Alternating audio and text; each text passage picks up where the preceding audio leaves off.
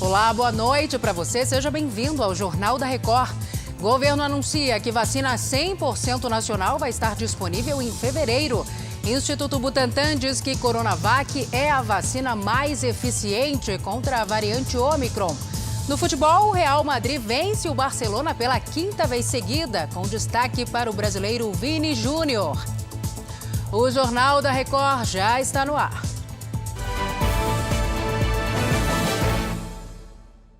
Oferecimento Bradesco. Abra sua conta grátis pelo app.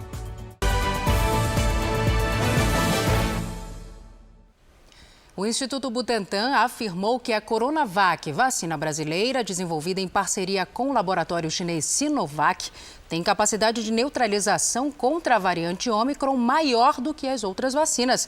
E o repórter André Tal traz agora os detalhes para a gente dessa pesquisa. Oi, André. Boa noite, Salsi. Boa noite a todos. Segundo o Butantan, 2 doses da Coronavac e mais uma dose de reforço induzem a uma imunidade maior contra todas as variantes da Covid e ainda formam anticorpos contra pelo menos 16 proteínas. As análises fazem parte de uma pesquisa ainda não publicada que envolveu a Universidade do Chile, o Instituto La Jolla da Califórnia e a própria Sinovac. Essa pesquisa analisou um grupo de 24 pessoas que haviam recebido 3 doses da vacina. As amostras de sangue dos vacinados mostraram uma capacidade de eliminar células infectadas com a variante Ômicron. Salsi. Obrigada, André, pelas informações. O Ministério da Saúde anunciou que as primeiras doses da vacina da AstraZeneca contra a Covid-19, produzidas pela Fiocruz com insumo nacional, vão começar a ser aplicadas na primeira semana de fevereiro. O Matheus Scavazini tem os detalhes para a gente, direto de Brasília. Oi, Matheus, boa noite para você. Boa noite, Salsi. A Fiocruz tem insumo farmacêutico ativo, IFA, suficiente para produzir 20 milhões de doses. A informação foi confirmada pelo secretário executivo do Ministério da Saúde, Rodrigo Cruz. Na última sexta-feira, o registro foi aprovado pela Anvisa. Para receber o aval da agência, o IFA totalmente nacional passou por estudos comparativos que analisaram se a vacina teria o mesmo desempenho da desenvolvida no exterior. A produção do insumo 100% brasileiro foi possível porque a AstraZeneca e Fiocruz assinaram um acordo para a transferência de tecnologia em junho do ano passado. Salsi. Obrigada, Matheus. Já conversamos novamente. E olha, deve chegar ao Brasil, nesta madrugada, o primeiro lote com doses da vacina contra a Covid para crianças. A Isabela Sabélico acompanha em Campinas. O avião vai pousar aqui no aeroporto de Viracopos, em Campinas, às 3h40 da madrugada. Assim que a carga desembarcar, as doses vão passar por uma análise alfandegária, para depois serem levadas para o centro de distribuição do Ministério da Saúde em Guarulhos, na Grande São Paulo. São 1.200.000 doses. O Ministério da Saúde informou que mais de 4 milhões de doses devem chegar ao país ainda em janeiro. A expectativa é que a Pfizer entregue mais 7 milhões de doses em fevereiro e quase 8 milhões e meio em março, num total de 20 milhões de doses. A tampa dos frascos da vacina que chega destinadas às crianças é na cor laranja. A dose é diferente, tem 1/3 da aplicada nos adultos e o volume a ser injetado também é menor. Salsi. E o estado de São Paulo abriu um pré-cadastro para a vacinação do grupo infantil contra a Covid-19. A inscrição já pode ser feita no site Vacina Já. E é opcional. Não é necessariamente um agendamento, mas agiliza já o atendimento nos locais de imunização, evitando filas e aglomerações. Isso é muito importante nesse momento. A estimativa é que cerca de 4 milhões e meio de crianças comecem a ser vacinadas no estado, assim que as doses forem liberadas pelo Ministério da Saúde. Em Salvador, a preocupação com a Covid fez com que dezenas de moradores formassem filas para tomar a dose de reforço contra o coronavírus. As filas de carros nos pontos de vacinação que aplicam a dose de reforço provocaram engarrafamentos gigantescos em algumas das principais avenidas de Salvador. Isso aí é a fila para se vacinar aí, ó. Nos postos, quem estava a pé encarou o sol e calor durante horas. Muito preocupado, mas estamos cuidando da saúde. As filas davam voltas no quarteirão. Antes das 4 da tarde, horário anunciado pela Prefeitura para o encerramento da imunização, muitos postos já recusavam atendimento. Acabou. Eu sou hipertensa. Eu preciso tomar com urgência. O número de pessoas que procuraram os postos de Salvador atrás da vacina cresceu mais de 10% essa semana em relação à semana passada. Mais de 22 mil doses vêm sendo aplicadas por dia na capital baiana. Cerca de 70% são de reforço. E ainda em Salvador, a capital baiana vai ser a primeira capital do país, o primeiro lugar do país a testar a vacina contra a Covid-19, 100% brasileira. Juliana Tourinho tem os detalhes pra gente. Oi, Juliana. Boa noite, Salsi. Boa noite a todos. A primeira dose da vacina brasileira será aplicada nesta quinta-feira, a partir das 10 da manhã, na sede do Serviço Nacional de Aprendizagem Industrial, o Senai-Cimatec, aqui em Salvador. Nessa etapa do estudo clínico, serão avaliados a segurança, reação adversa e a resposta imunológica do organismo contra a Covid-19. O imunizante é desenvolvido pela farmacêutica norte-americana HDT Biocorp, em parceria com o Cimatec e financiado pelo governo federal. Salsi. Obrigada, Juliana, pelas informações. Em Goiânia, a Prefeitura avalia um novo decreto com restrições para combater o avanço da variante Ômicron e da influenza. O Paulo Henrique Santos traz as informações para a gente. Boa noite, Paulo. Boa noite, Salsi. Para você ter uma ideia, até o prefeito de Goiânia, Rogério Cruz, e a primeira-dama estão afastados porque contraíram a Covid-19. Nesta quarta-feira, os secretários se reuniram no Paço Municipal com representantes do setor empresarial para discutir novas restrições aqui na capital. O resultado do encontro e os dados epidemiológicos vão servir de base para um novo decreto que deve ser publicado na sexta-feira. Entre as possíveis medidas que podem ser anunciadas está um maior controle dos grandes eventos que geram aglomerações. Já o comércio não deve sofrer restrições por se tratar de um setor em que é mais fácil manter o controle sanitário. Salsi. Obrigada, Paulo. O governo do Distrito Federal decidiu proibir novamente a realização de eventos com venda de ingressos, como shows e festas. O decreto foi publicado nesta quarta-feira e a proibição já vale para os eventos marcados já para o próximo final de semana. A decisão foi tomada diante da forte alta de casos de Covid-19 na capital federal. No Rio de Janeiro, o comitê que acompanha a evolução da pandemia ainda não tem uma definição sobre o desfile das escolas de samba no carnaval. E especialistas recomendam a volta do uso de máscaras em locais abertos. Mas a prefeitura não decidiu se acata ou não a sugestão. De cada 2 pessoas testadas na cidade do Rio, uma está com Covid. É o maior índice de resultados positivos desde agosto de 2020. Acabei de fazer o teste. E testei positivo para Covid. A minha família quase toda pegou o Covid. Minha prima que trabalha na área da saúde, todo mundo. Aí eu fiquei muito preocupada, né? As filas para os testes continuam enormes. Estado e prefeitura ampliaram os locais de exame, mas eles ainda são insuficientes para atender todos. A previsão de atendimento é no mínimo 2 horas na fila aí, pelo que o pessoal está falando. O avanço da nova variante também afetou 20% dos profissionais da saúde. Pelo menos 12 mil trabalhadores, entre rede pública e privada, foram afastados. A Prefeitura do Rio autorizou que funcionários de outros setores sejam deslocados para postos de testagem e de vacinação para ajudar no atendimento. Eles receberão R$ 100 por dia de trabalho. A Defensoria Pública do Estado fechou 13 postos de atendimento por falta de funcionários. Em 24 horas, o Estado registrou quase 10.500 novos casos. As internações cresceram e a maioria que foi parar no hospital não tem a vacinação completa. A corrida aos postos de saúde em busca de testes e a nova variante foram analisados em nova reunião do Comitê Científico. O carnaval e a volta às aulas não entraram em pauta. Os cientistas reforçaram a necessidade de se iniciar a vacinação de crianças entre 5 e 11 anos e recomendaram a volta do uso de máscaras em locais abertos.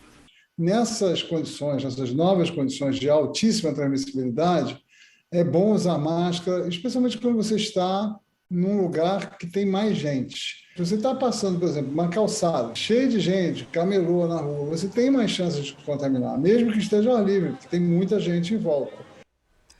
A ministra da Mulher, Família e Direitos Humanos, Damares Alves, testou positivo para a Covid-19. Ela teve sintomas leves e está em isolamento desde a semana passada. Damares tomou 2 doses da vacina da Pfizer contra a doença. 19 ministros do governo federal já contraíram o coronavírus desde o início da pandemia. O Ministério da Saúde informou que boa parte dos sistemas de dados vão estar normalizados até a próxima sexta-feira. Matheus Scavazini está de volta com os detalhes. Matheus. Salsi, ainda não existe uma previsão de quando a plataforma estará 100% normalizada. O anúncio acontece cerca de um mês depois dos ataques virtuais à base de dados do Ministério da Saúde. A pasta disse que informações sobre a vacinação contra a Covid-19 e outros dados devem ser disponibilizados ainda essa semana. O download do certificado de vacinação pelo aplicativo Conect SUS já está funcionando. A demanda de uso do aplicativo aumentou depois que estados e municípios passaram a exigir a apresentação do comprovante para entrar em bares, restaurantes e eventos. De acordo com o Ministério, todos os dados foram preservados. Salsi. Tá certo, Matheus. Até já. Além das 24 mortes e destruição provocadas pela chuva, 44 cidades mineiras ainda enfrentam problemas de abastecimento de água e luz. A Virgínia Nalon atualiza essa questão agora pra gente. Oi, Virgínia, que situação, hein? Salsi, complicado, viu? Boa noite para você, boa noite a todos. Pelo menos 24 cidades estão com abastecimento totalmente interrompido. São municípios da região metropolitana e das regiões centro-oeste, leste e sul, além da Zona da Mata. Em outros municípios, moradores recebem água com interrupções. Joatuba é uma das cidades afetadas pelos cortes no abastecimento.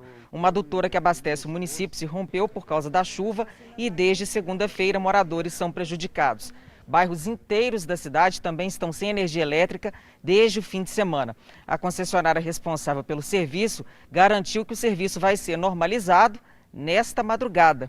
Tomara, né, Salsi? Tomara. Essas famílias precisam, né, de um mínimo de dignidade para reconstruir as coisas. Obrigada, Virgínia. Início de ano no norte do país é conhecido como o inverno amazônico e significa a chegada de chuvas fortes na região e com elas o aumento da incidência de raios que preocupa o Instituto Nacional de Pesquisas Espaciais. Felipe Nobre está aqui com a gente. Felipe, qual o motivo dessa preocupação? Boa noite. Boa noite, Salsi. Preocupa o INPE porque com as fortes chuvas aumenta a incidência de raios que atingem o solo e acabam provocando centenas de mortes no país. O Brasil, inclusive, é o campeão mundial em registro de raios. 78 milhões de descargas no chão por ano. A cada 50 mortes causadas por raios no mundo, uma é no nosso país, que contabiliza 130 óbitos por ano. Em 20 anos, foram registrados 2.194 casos de mortes pelo fenômeno no Brasil.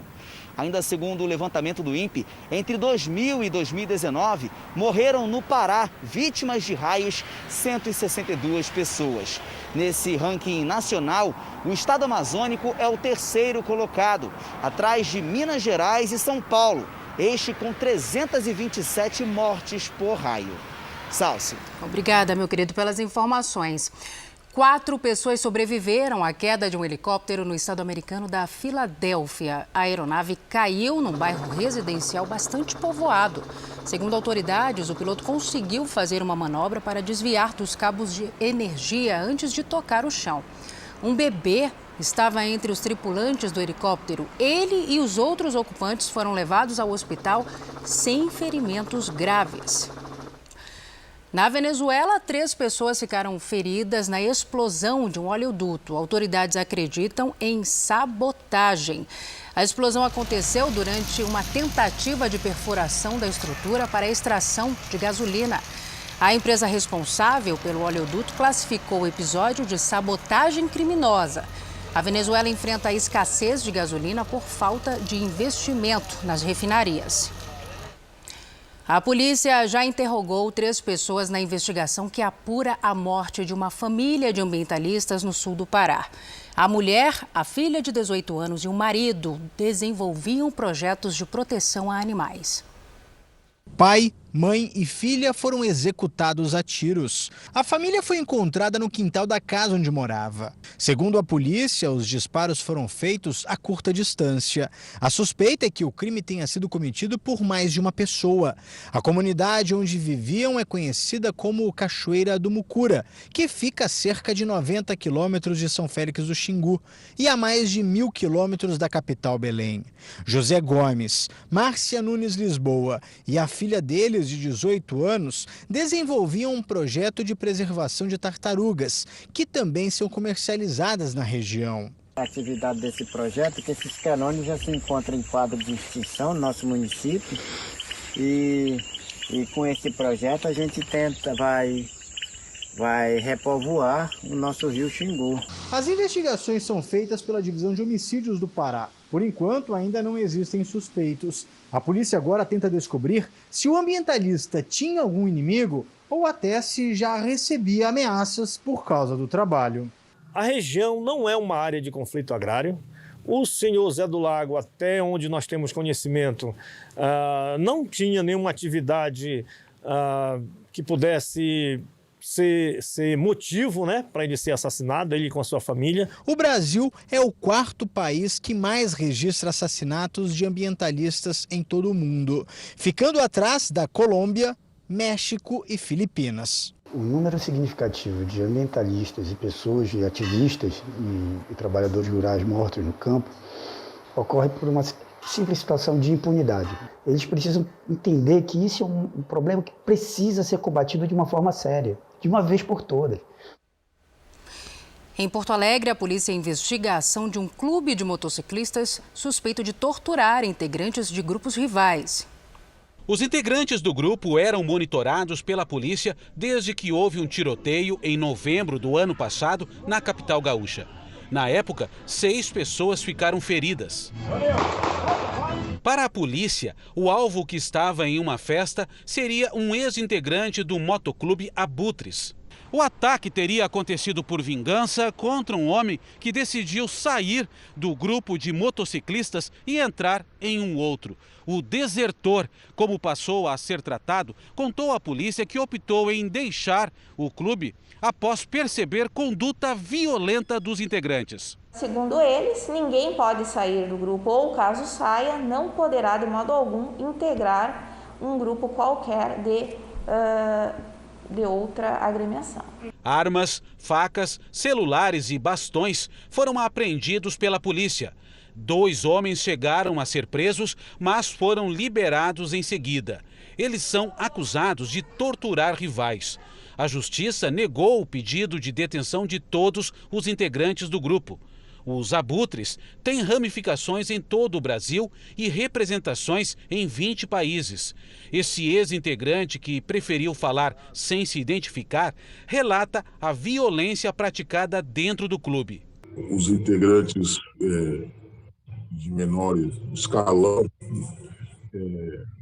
eram submetidos a diversos atos aí, desde o famoso batismo deles, que é um corredor polonês, e não era só um tapa, então eram chutes, socos, pauladas. Atos de intolerância e agressividade de integrantes dos Abutres já tinham sido mostrados em uma reportagem do Domingo Espetacular há quase um ano. Não tem menino, isso aqui é um traidor. A Polícia Civil Gaúcha vai pedir a cassação do registro do grupo de motociclistas. Ao todo, 7 pessoas estariam envolvidas no caso. Todas são investigadas. Bem, nós entramos em contato com a liderança do motoclube Abutres de Porto Alegre e não tivemos retorno. O Aeroporto Internacional das Cataratas, em Foz do Iguaçu, estima um movimento maior neste ano do que no ano passado. A Vanessa Fontanella tem os detalhes para a gente. Oi, Vanessa, boa noite. Oi, boa noite. Salce para você e para todos. Em torno de 100 mil passageiros devem passar pelo aeroporto de Foz do Iguaçu somente em janeiro. Em todo 2020, foram 829 mil passageiros. No ano seguinte, esse número subiu para 948 mil. E agora, a expectativa é superar também essa meta. No ano passado, a movimentação subiu em torno de 70%. Muito disso por causa da melhora no cenário da pandemia no país. Até o fim deste mês, são pelo menos 521 voos marcados para o aeroporto de Foz do Iguaçu. Salce. Beatriz Frenner com os detalhes direto de Foz do Iguaçu. Obrigada, Beatriz. A cidade italiana de Nápoles transformou 17 escolas em centros de vacinação contra a Covid-19. Os locais vão ajudar a acelerar o ritmo de imunização de crianças de 5 a 11 anos. Cerca de 15% do grupo já receberam a primeira dose da vacina. A Itália registrou nesta quarta-feira o maior número de mortes pela doença em quase 9 meses. Foram registrados mais de 300 óbitos nas últimas 24 horas. Já os Estados Unidos vão distribuir cerca de 5 milhões de testes rápidos de Covid para as escolas do país. A medida é um esforço para manter as escolas abertas em meio a um aumento de casos causado pela variante Ômicron. Em Chicago, as escolas decidiram reabrir depois de um acordo entre os professores e a prefeitura da cidade. Em Los Angeles, 65 mil estudantes e professores tiveram diagnóstico positivo para o coronavírus. E na Filadélfia, mais de 90 instituições já decidiram pelo ensino à distância. As hospitalizações por Covid-19 nos Estados Unidos aumentaram cerca de 33% na última semana. O Vandrei Pereira tem acompanhado tudo isso. Vandrei, boa noite para você. Olá, Salce. Mais de 140 mil americanos estão internados com a doença. É o número mais alto desde o começo da pandemia. As mortes também tiveram alta de aproximadamente 40% em relação à semana passada. Segundo o Centro de Controle e Prevenção de Doenças, o aumento recente de mortes é provavelmente um efeito tardio da variante Delta do coronavírus, que estava em alta antes da Ômicron tomar os Estados Unidos em dezembro. O órgão ainda prevê que mais de 62 mil pessoas podem morrer de Covid nas próximas 4 semanas. O médico Anthony Fauci, conselheiro da Casa Branca no combate à pandemia, afirmou que a Ômicron deve acabar chegando a todas as pessoas, mas as vacinadas devem responder melhor às infecções. Eu volto com você, Salce. Por isso a importância da vacinação. Obrigada, Vandrei. No Canadá, a província de Quebec anunciou que vai cobrar um imposto de pessoas que recusarem a vacina contra a Covid-19. Segundo autoridades, esse público sobrecarrega o sistema de saúde. Quase a metade das internações por Covid-19 é de pacientes que recusaram o imunizante. Os detalhes da proposta ainda estão sendo definidos. A medida só vai excluir quem não pode se vacinar por razões médicas. A polícia da Áustria começou a multar cidadãos não vacinados que estiverem descumprindo a quarentena no país. Segundo autoridades, foram verificados mais de 5 mil comprovantes de vacinação nesta terça-feira. A operação resultou em 12 multas de 90 euros cada uma, o equivalente a mais de R$500. A Áustria criou uma unidade policial específica para verificar os passaportes de vacina. Cerca de 70% da população já está totalmente imunizada. Não foi só aqui não, a inflação nos Estados Unidos chegou ao nível mais alto em quase 40 anos e quem tem as informações para a gente é a correspondente Evelyn Bastos. Evelyn, boa noite para você.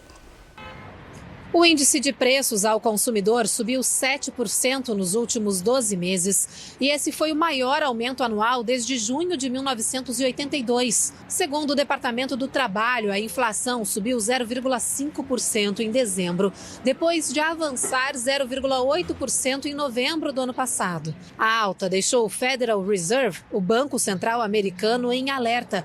O órgão anunciou que vai adotar uma política monetária mais dura caso a inflação continue alta nos próximos meses. A economia americana sofre os impactos da nova onda da Covid-19, impulsionada pela variante Ômicron. A falta de funcionários afastados por conta da Covid-19 provocou um desabastecimento de produtos nos supermercados, aqui nos Estados Unidos. Inflação alta em boa parte do mundo, né? Obrigada, Evelyn. O Marrocos lançou um plano para atrair médicos e enfermeiros de outros países. Segundo o governo, o Marrocos precisa de 32 mil médicos e 65 mil enfermeiros. O ministro da Saúde já acenou aí com aumentos salariais e incentivos fiscais para atrair médicos e planos de saúde. 83% dos marroquinos já foram vacinados contra a Covid, mas nesta semana os casos da doença aumentaram. A lava do vulcão Wolf, no Equador, chegou a 15 quilômetros de extensão. O vulcão, no arquipélago de Galápagos, expeliu uma nuvem de gás e fumaça que atingiu quase 3.800 metros de altura. O local é lar de espécies como tartarugas centenárias e iguanas. Mas, segundo autoridades ambientais, os animais estão fora do fluxo da lava. Ainda bem, né? O vulcão entrou em erupção na quinta-feira passada, depois de 7 anos sem atividade. A onda de calor que atinge a América do Sul pode elevar a temperatura a quase 50 graus em países como Argentina, Uruguai e Paraguai. Segundo os especialistas, essa massa de ar quente poderá ser sentida também na região sul do Brasil. Na Argentina, mais de 20 mil pessoas estão sem energia depois de um blackout em Buenos Aires. A previsão é de que os termômetros continuem batendo recorde nos próximos dias. Aqui no Brasil, um decreto presidencial autorizou a emissão de passagens na classe executiva para ministros de Estado e servidores públicos. Matheus Escavazini, como é que isso vai funcionar, hein? Salsi, a medida vale para voos internacionais com duração de 7 horas ou mais. Foram beneficiados ministros e servidores comissionados ou em cargos de confiança. A Secretaria-Geral da Presidência explicou que o decreto tem o objetivo de diminuir riscos de restrições físicas e de impactos na saúde dos agentes públicos que prestam serviço para a União no exterior. Esse decreto reverte uma decisão anterior de 2018 do presidente Michel Temer, que restringia as viagens internacionais à classe econômica. Se quisesse ir na classe executiva, o servidor precisava cobrir a diferença dos valores, o que não vai mais acontecer. Salsi. Certo, Matheus, obrigada. Uma boa noite para você. Seguimos o JR 24 horas com o mercado financeiro. O dólar comercial caiu 0,81%, vendido a R$ 5,53. Foi a segunda queda seguida da moeda americana, que registra o menor valor em quase 2 meses. Já o índice da Bolsa de Valores de São Paulo subiu 1,84%. A segunda alta consecutiva aí ficou acima dos 105 mil pontos. A Justiça Americana negou o pedido de arquivamento do processo que investiga um caso de abuso sexual supostamente cometido pelo príncipe Andrew. O juiz de Nova York afirmou que os tópicos do pedido foram negados. Agora, para encerrar o processo, o príncipe precisa entrar em acordo com a vítima ou enfrentar um julgamento. Na denúncia, a mulher diz que sofreu abuso sexual em 2001, quando tinha 17 anos. O príncipe britânico, filho da rainha Elizabeth II, sempre negou as acusações. O jogador de futebol profissional mais velho em atividade teve contrato renovado para mais uma temporada. O atacante Kazuo Yoshimura tem 54 anos, olha ele aí. E agora vai disputar a 4ª divisão do campeonato japonês pelo Suzuka Point. Esse é o 15º clube da carreira do atleta, que já teve passagem pela seleção principal do Japão. No país, ele é conhecido como Rei Kazuo. E a quarta-feira foi de clássicos entre times da Espanha e da Itália. A Inter de Milão ganhou um título em cima da Juventus e o Real Madrid venceu o Barcelona pela 5ª vez seguida. Desta vez pela semifinal da Supercopa da Espanha, com uma curiosidade. O jogo foi em Riad, na Arábia Saudita. Benzema roubou a bola no meio e recebeu de Modric. O francês lançou o Vini Júnior, que invadiu a área e abriu o placar para o Real Madrid. Foi o 15º gol do brasileiro na temporada.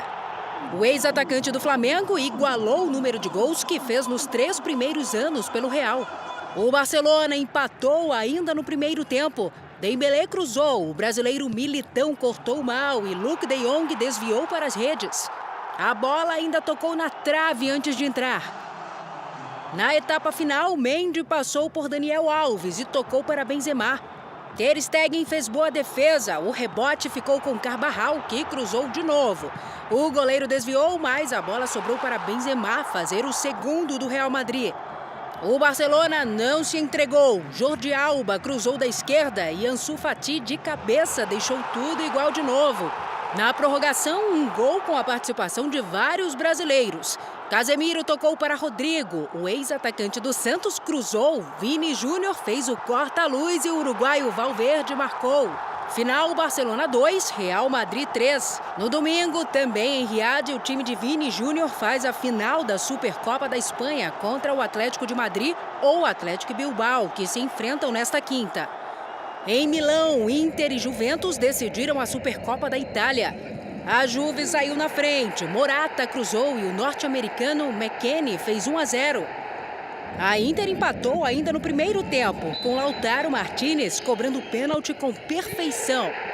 O jogo foi para a prorrogação e o gol decisivo saiu no último minuto. O chileno Alex Sanches garantiu a vitória da atual campeã italiana. Final, Inter 2, Juventus 1.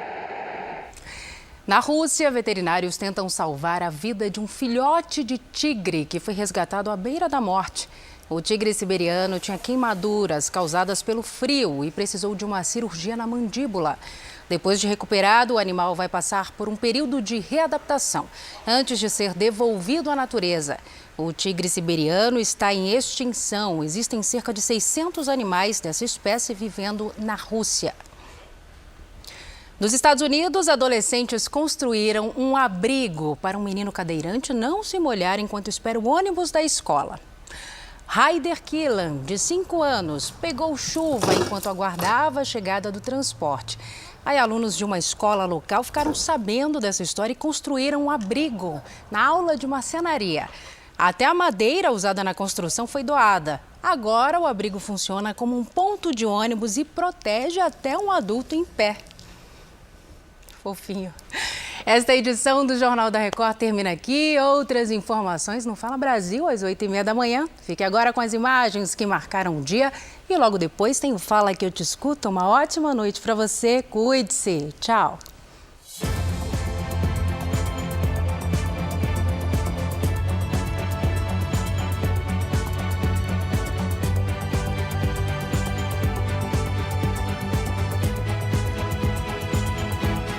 Não briguei com o presidente da Anvisa?